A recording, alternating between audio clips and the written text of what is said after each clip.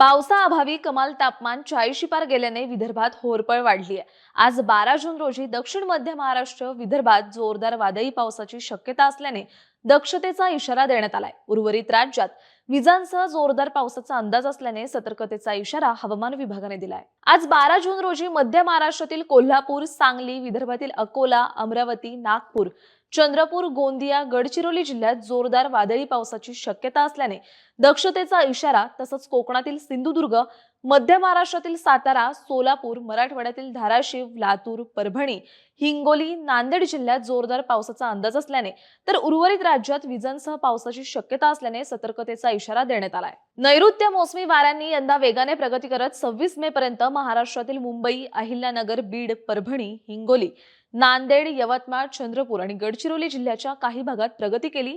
त्यानंतर गेल्या 2 आठवड्यांपासून मान्सूनची वाटचालीची सीमा जेस येथे। मान्सूनच्या वाटचालीस पोषक हवामान होत असल्याने शनिवारपासून म्हणजे 14 जून पासून मध्य भारत आणि पूर्व भारताच्या काही भागात मान्सूनची प्रगती होण्याची शक्यता आहे।